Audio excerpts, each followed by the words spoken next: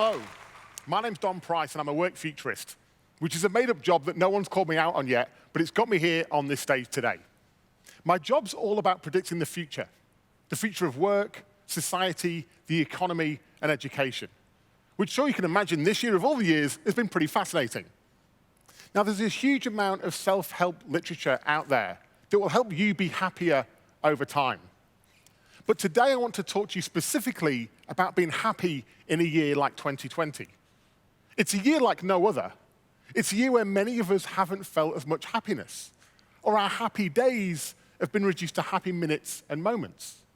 And the uncertainty of the future has quite rightly weighed heavily on our minds.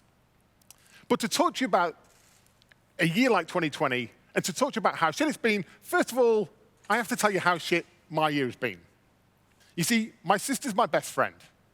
And a few years ago, I got the call that no brother wants to get. Trudy'd been diagnosed with stage 4 breast cancer. And given that she lived a 24-hour flight away in Manchester, England, as a single mother of 2 boys, I'm sure you can imagine how I felt. But she's stubborn as an ox. And 6 years later, at the start of 2020, she was still with us. Then February rolled in, and I got another call. This time it was my doctor telling me that I had early-stage bowel cancer. A week later, I had a subtotal colectomy, and I had my colon removed. Strangely, the same day, my sister went to see her specialist in the UK, who confirmed that they were ceasing all treatment.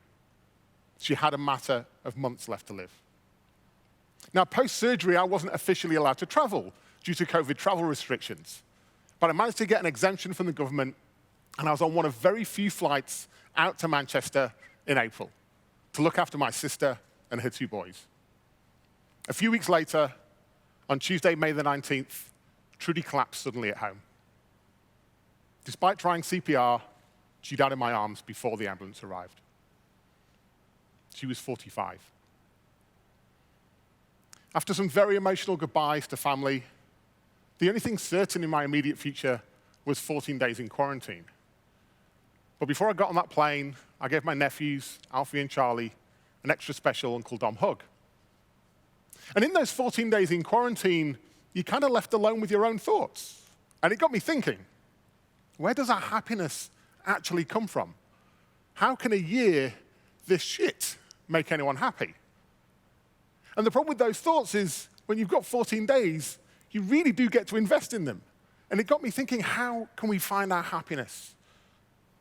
And as is with death sometimes, I actually started thinking with renewed clarity about life and work and COVID and all the things that matters. In Bonnie Ware's book, The Top 5 Regrets of the Dying, Bonnie will tell you the second biggest regret is I wish I hadn't spent so much time in the office.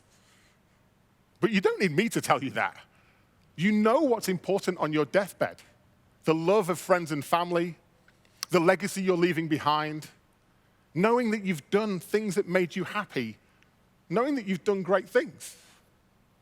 And yet few of us can honestly say, this is how we're living our lives today. Take work, for example. Work today stems from the Industrial Revolution 300 years ago. That's when we were the machines, we were the robots. It was all about presenteeism. We worked on the production line. We were measured by speed and efficiency. It was about how much work you could get done in one day. Let's be honest, it was about making your boss richer. And in that time, we had these measures of success: economic growth and productivity. Well, it's 300 years later, and it's simply not working. Productivity growth has stagnated. Australia is one of the worst performing countries in terms of longer working hours. Less than 1 in 10 people feel free to innovate or experiment in work. And a measly 20% are actually highly engaged in their work. And this idea of productivity that governments and businesses speak about all the time, it measures $10 million invested in a hospital, the same as $10 million spent on a coal-fired power plant. And our most precious resource, the planet, is dying. And we have no planet B. So we're not happy at work, and we're not productive. And oddly, in the time of the pandemic, when we're touting mental health and wellness and the importance of people, studies show we've actually extended the average working day by 40 minutes since March this year, all in the pursuit of productivity. And I think it's because we first thought that COVID was a fleeting moment. You see, COVID's like a snowstorm. After years of what seemed like endless sunshine outside, we looked out and we saw snow. So we did the right thing. We closed the windows and doors, and we stayed inside. But a few weeks later, we looked out, and it was still snowing. And we're like, it's not a snowstorm, it's winter. So we did the right thing. We went online, bought a new jumper, jacket, and a scarf. But by the time they were delivered to our door, we realized it wasn't winter. It was the Ice Age. What was the moment when you realized that this was the Ice Age? Think about it. That moment when you sat there and thought, it's kind of not an 8-week thing anymore, this is it. It's been here for a while. In fact, maybe it's here forever. And how did that moment of realization make you feel about work? Something that you spend about a third of your time doing, by the way.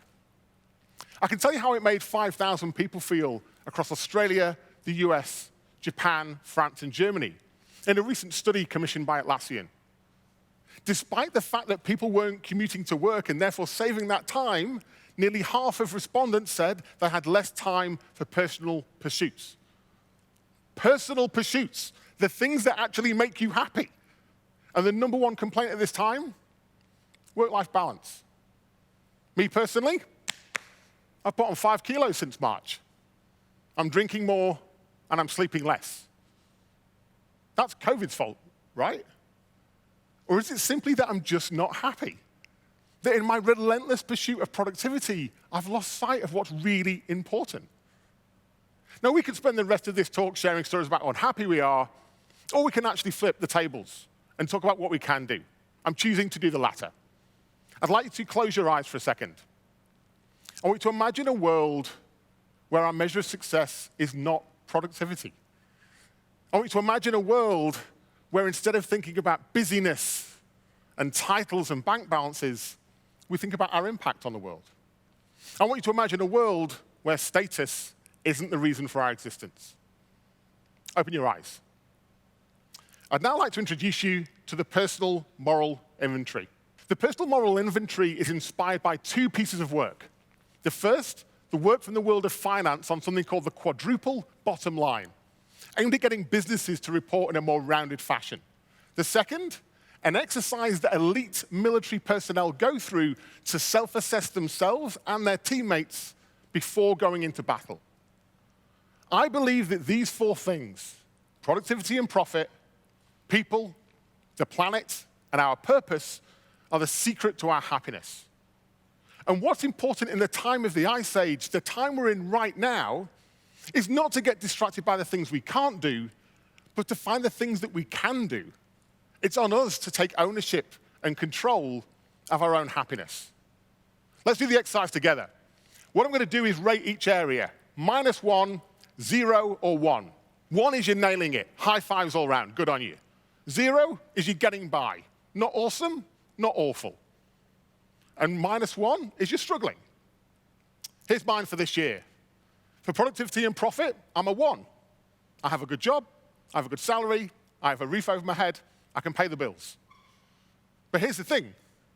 You can't score more than a 1. So it becomes impossible to pack all your happiness into one category. And yet it's like we're all trying to get to a 2 on productivity. But to what extent? The next area is people. People is about how you think about your personal, mental, and physical health. You have to start with yourself. You have to put your own oxygen mask on before you can help others. This is also about how you impact family, friends, society. It's about being human and having a positive impact on humanity. For this, I scored myself a 0. Planet. Let's just say I took over 100 flights last year, so I'm going to score myself a -1. And finally, purpose. Purpose is about the impact you want to have and the legacy you want to leave behind. It's the why you do what you do. For this, I scored myself a 0. Now, I can already tell the keen beans in the room and online are trying to add this up or net this off. That is not how it works. Your positive impacts in one category doesn't mitigate your negative impacts in another category. For me, the fact that I'm financially well off doesn't make up for the fact that I'm killing the planet. It wasn't this realization, though, that got me thinking something had to change. Shortly after my sister passed away, I did this exercise on her behalf. And it got me thinking. For productivity and profit, she was a 0. She struggled financially. In her final few years, she couldn't work, but she got by. For people, she was a definite 1. She really knew her own identity. She invested in her life. She had a lot of fun. You all remember the party you were at with Trudy. And she invested in local school, community, friends, and family. For planet, she was also a 1. She had a very low carbon footprint. She very rarely flew anywhere. She didn't own a car. She was avid at reduce, reuse, recycle. And if in winter, she would make you put a jumper on before she'd let you turn the heating on. And on purpose, she was also a strong 1. She knew the legacy she wanted to leave behind. She knew exactly why she was on this planet. Purpose isn't about being a superhero. It's not about wearing a cape or single-handedly saving the world. Trudy's purpose was to give those 2 boys the best upbringing in the small time that she had available. I learned 2 things doing this exercise for her. Firstly, I learned that happiness is contextual. Like for Trudy, the fact that she was financially struggling, she didn't let that dictate her happiness. She didn't put all her eggs in that basket and shut up shop. But the second realization hit me a lot harder. Despite everything, Trudy was happier than me. Here's where we get to take our happiness into our own hands. What I want you to do is to think about the areas where you would score 0 or -1 and commit to doing something to improve. I started out by talking about mortality. If I live to the average age of an Australian, I have 46 summers left. But the most important summer is the next one. So whatever you commit to do, I want you to give it a red-hot go in the next summer. Why? Well, the best time to plant a tree was 20 years ago. The second best time is today. So we're going to do this right now. For me, my worst score was planet.